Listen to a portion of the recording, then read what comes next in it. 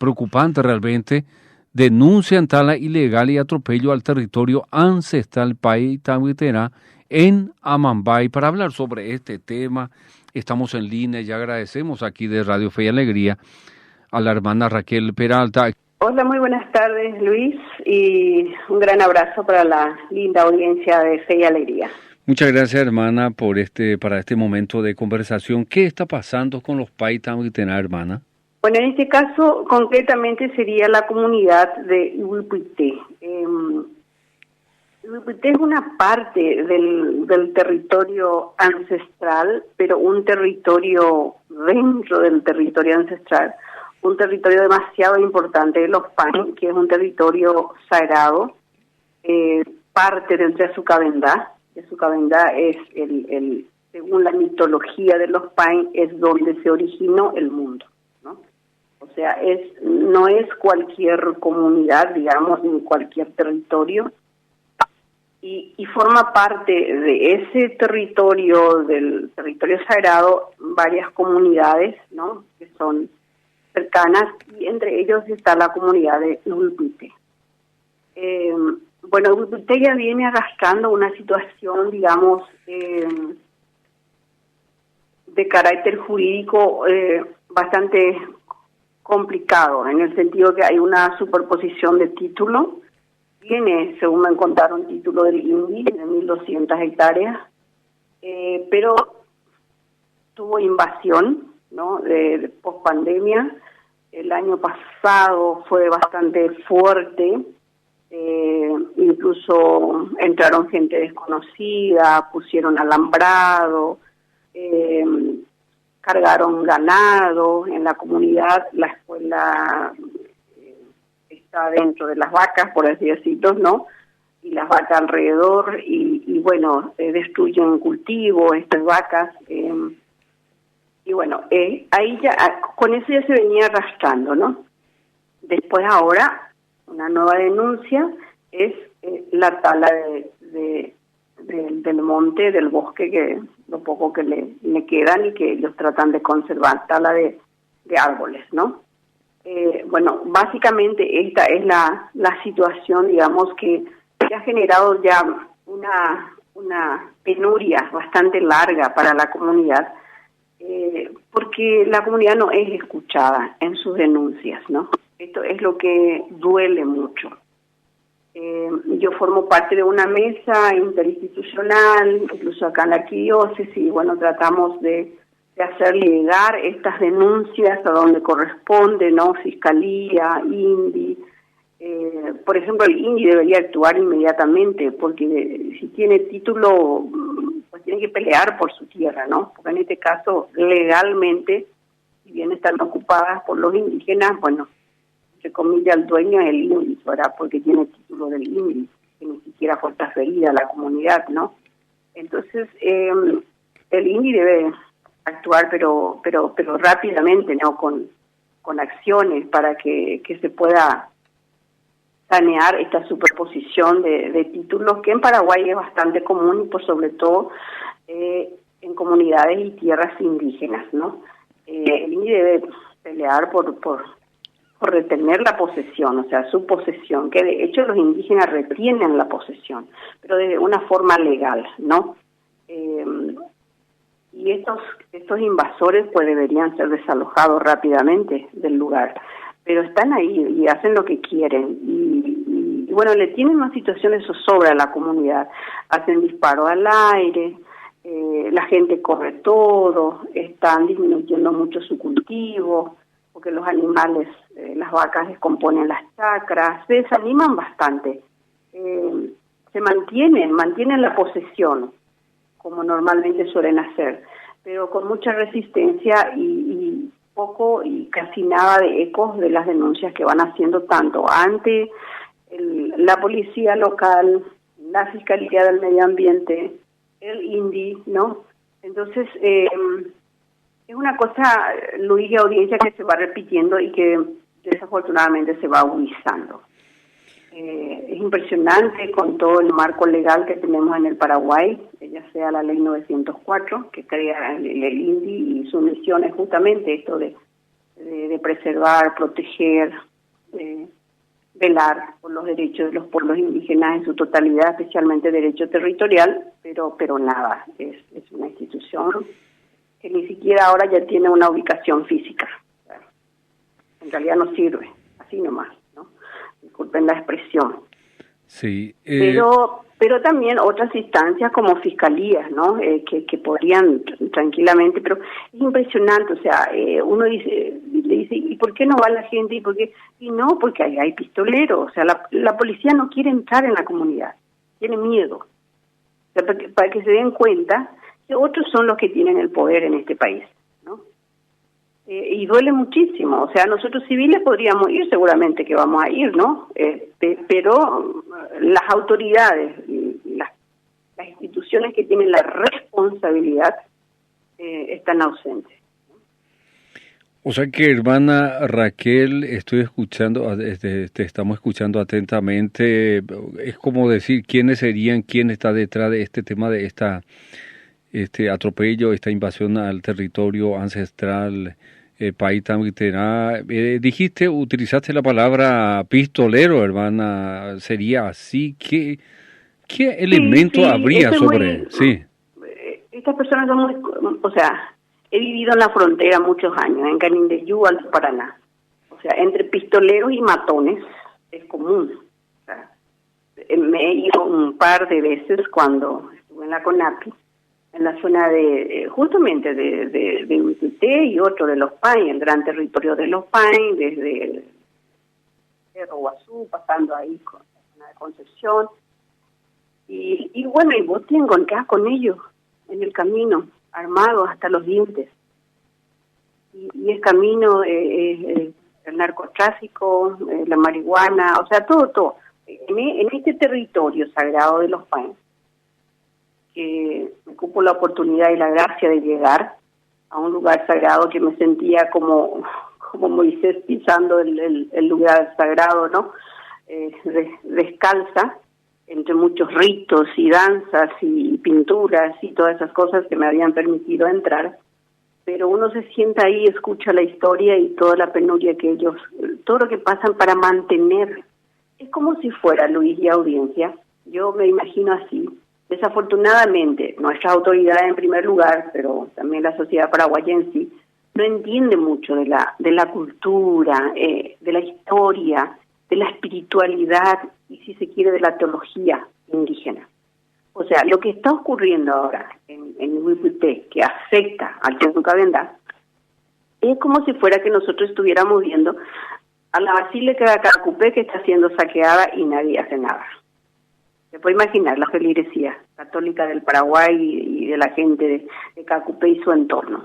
Es eso, que la gente esté sacando santos, esté prendiendo fuego, esté haciendo lo que se le da la gana y nadie, de las autoridades específicamente, hace nada. Esa es la desesperación que pasan los indígenas, la impotencia que pasan los indígenas, porque es el templo, el mayor templo que ellos tienen. O sea, ahí se originó la historia, ahí se originó la vida para ellos, ¿no? Ni ellos entran así nomás.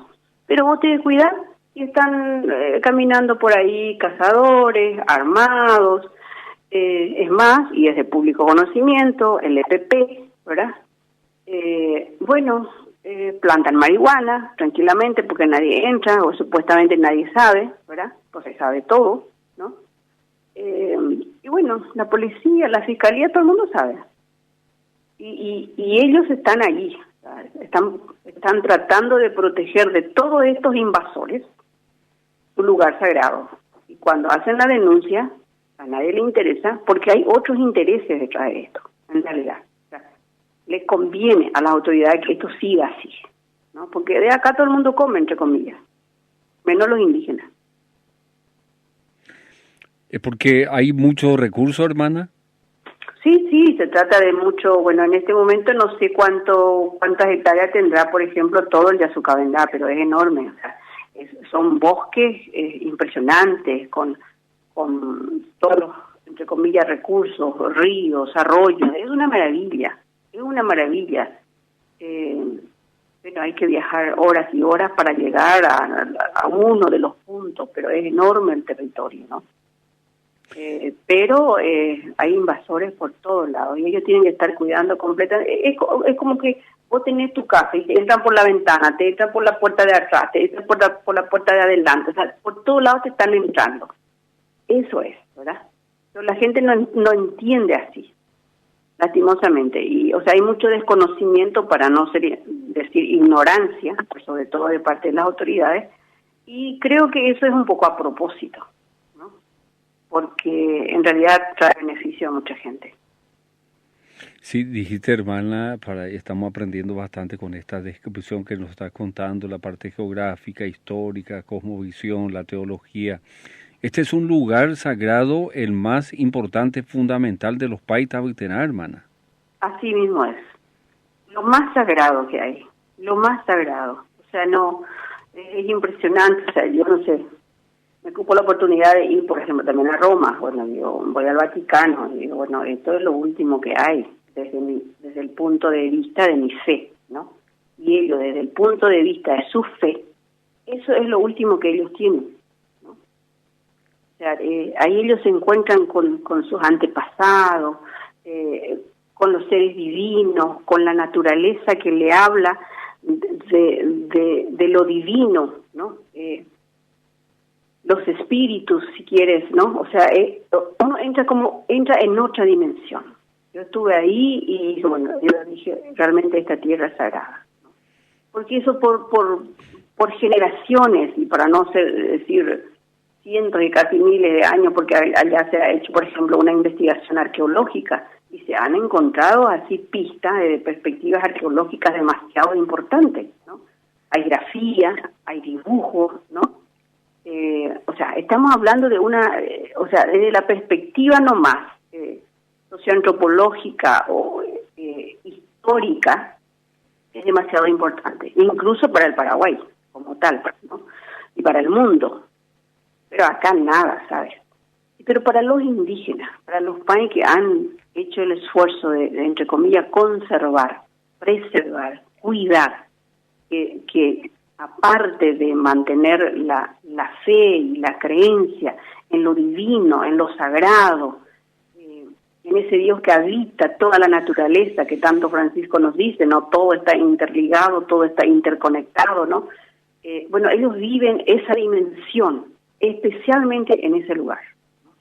Cuando los Pai necesitan de paz, de tranquilidad, sus grandes ritos, por ejemplo, de perforación labial que todavía hacen para los jóvenes, muchos de estos ritos y otros se realizan, si no es dentro del Yasucabendá, por ejemplo, en el Uputá y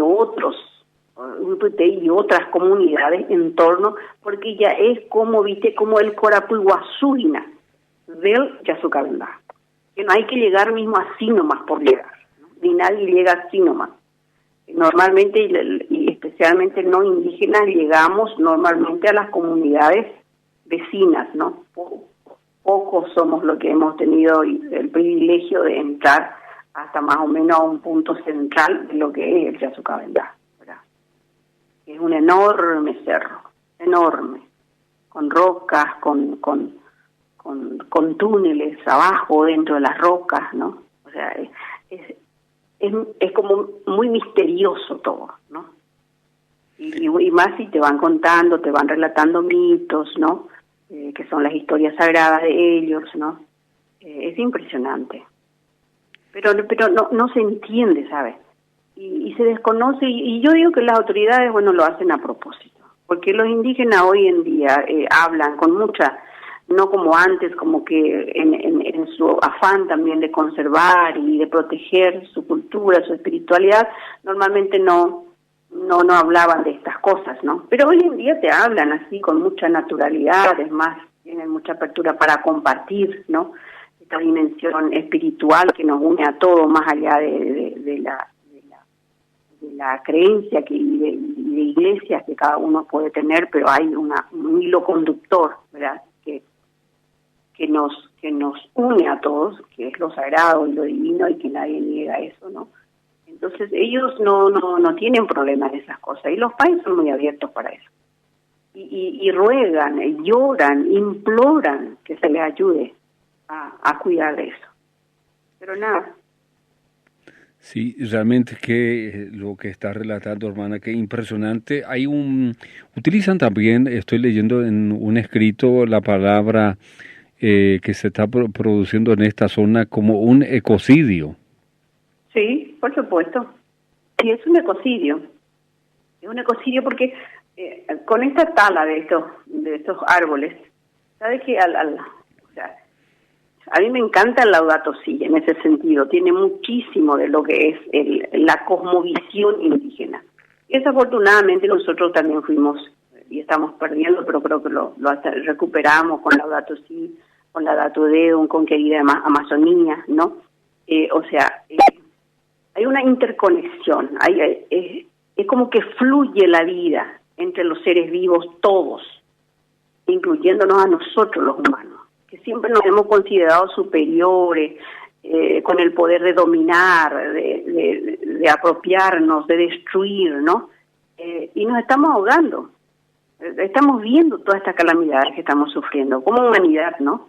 Y no sabemos que lo que se viene todavía, ¿no? Y esto está demostrado científicamente, no son así como visiones y sueños que a veces uno duda, ¿no? O sea, esto está, la ciencia lo demuestra tranquilamente, que estamos casi en el último momento, digamos, de perder el tren de la vida.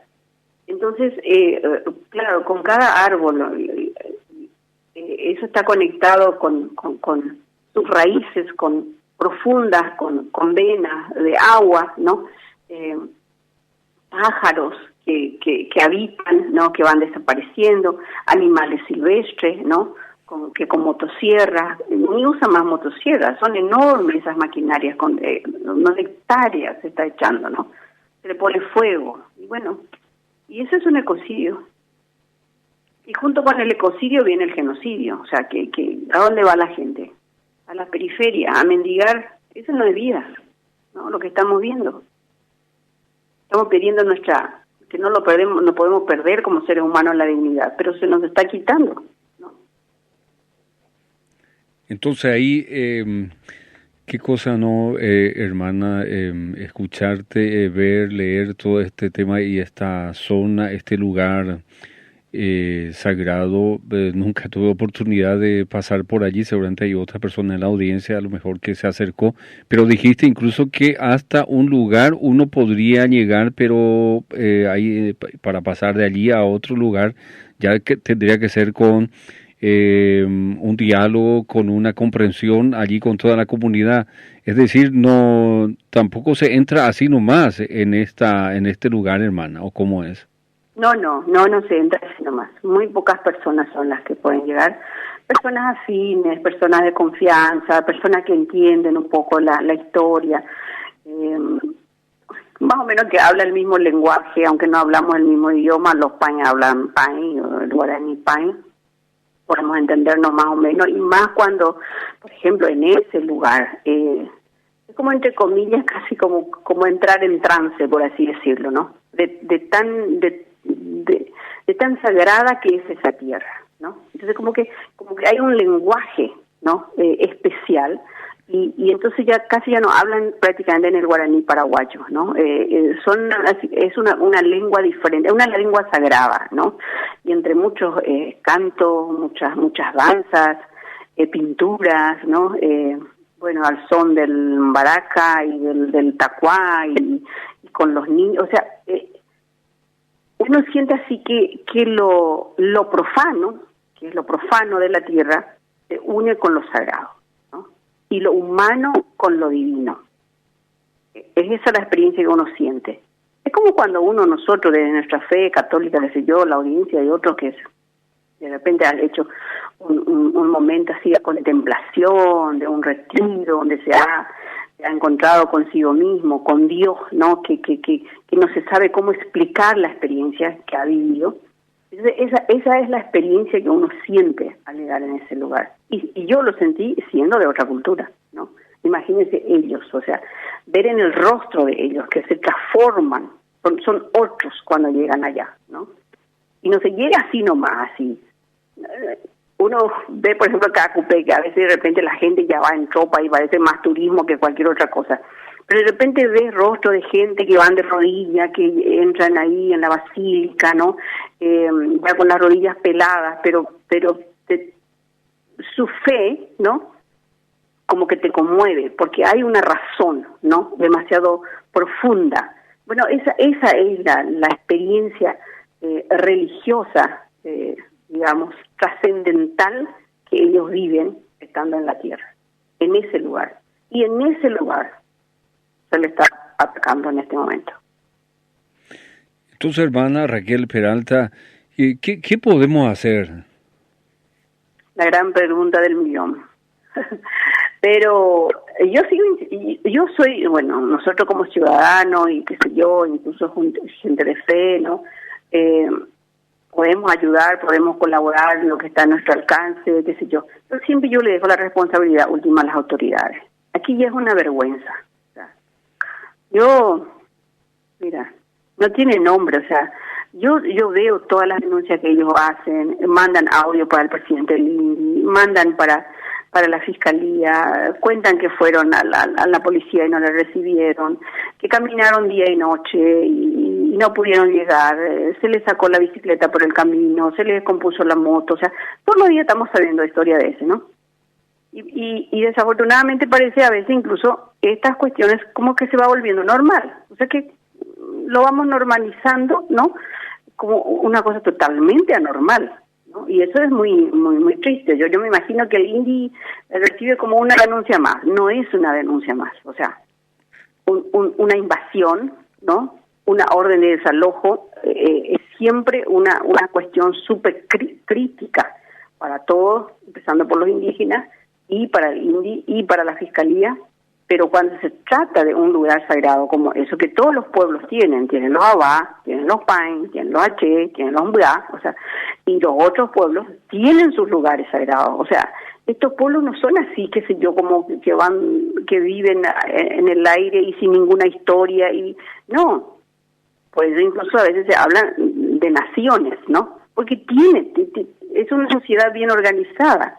Y esta es la parte religiosa para los guaraníes, es demasiado importante. La dimensión religiosa es una cuestión transversal en la cultura guaraní, de todas las etnias, no en este caso de los Pain, de los Abá, de los Mbá, ¿verdad? Y de los otros guaraníes occidentales también. Entonces, aquí lo que hay que así como emplazar o no sé cómo hacer al INDI en primer lugar, porque en este caso al INDI, ¿sabe por qué? Porque el INDI tiene el título. O sea, si yo soy dueña, pues le voy a hacer correr a cualquiera de mi tierra, no importa que traiga otros papeles, porque acá se inventa papeles, acá hay todo un negocio para eso, y lo digo con propiedad, porque conocí comunidades que tenían 6, 7 títulos, incluido el título del INDI, ¿verdad? Esto no cuesta nada acá en Paraguay, pero vos tenés que pelear. No puede ser que vos te crees que tu título es de la década de los 80, cuando nació el INDI, y venga normalmente son brasileños, extranjeros, qué sé yo, cualquiera que venga, político, y que te traiga un título del 2000, 2005, le decís, bueno, pará un poco, ¿no? Pará un poco. Pero nada. Y yo creo que por aquí, no sé, sí. INDI de repente no sé si tienen claridad cuál es su función, ¿no? Sé que nunca tienen presupuesto lo suficiente para todo lo que hay que hacer. Por ahí se dedican mucho a dar víveres y demás cosas que no es su rol ni su tarea. Debe ir a lo esencial, que en este caso es justamente precautelar, cuidar, proteger, ¿no? Las comunidades, darle título a las comunidades para que tengan seguridad, ¿no? Para que tengan un lugar donde quedarse erguidos, ¿no? La gente no tiene dónde quedarse, por eso la gente es repuntada, la gente es desalojada violentamente. Y después nos preguntamos, ¿y qué hacen los indígenas en la calle? ¿Y por qué se drogan y se prostituyen? ¿Y qué? Y el problema está en el campo. Sus voces, sus reclamos, sus gritos no son escuchados, no son atendidos. Al contrario, son empujados por las mismas autoridades. Sí, qué cosa, hermana, impresionante, ¿no? Y bueno, te agradecemos por este momento de saber más. Vamos a continuar con este tema y Hasta cualquier momento, hermana, porque podríamos seguir charlando. Creo que necesitamos profundizar este tema de los Pain Tabuiterá y esta zona en particular, como dijiste, el lugar más importante, el centro. Y para la gente que entiende también, como dijiste, uno cuando llega allí, como realmente cuando te escuché, hermana, dije, qué lástima no tuve ese tipo de experiencia. Ojalá alguna vez poder visitar y llegar hasta esta zona, hasta esta comunidad. Así que muy interesante, hermana, y te agradecemos profundamente también aquí desde Radio Fe y Alegría por este momento de aportar a toda nuestra audiencia. Con mucho gusto, Luis, audiencia. Yo creo que nos hace muy bien siempre este tipo de conversación, de reflexión, ¿no? Y bueno, saber que los Pain, el corazón de la cultura Pain, ¿no? Está siendo golpeado muy fuertemente. Yo lo veo así como una lanza, ¿no? Que sangra, ¿no? El corazón que sangra del mundo, el mundo Pain, por así decirlo, ¿no? Así que, bueno, nos queda como sociedad y también como personas de fe, pues seguir apostando por un país que realmente sea mucho más humano y sobre todo mucho más inclusivo, un país que que ame mucho también su origen. El Paraguay no tendría que perder esto de su origen, de donde hemos nacido, porque un país sin identidad propia es un país que está en riesgo y en un estado de mucha, pero mucha vulnerabilidad. Muchísimas gracias. Así es, muchas gracias, hermana Raquel Peralta. Este tema denuncia en tala ilegal atropello al territorio ancestral País Tabuiterá, Amambay, y escucharon todo lo que significa, la connotación que tiene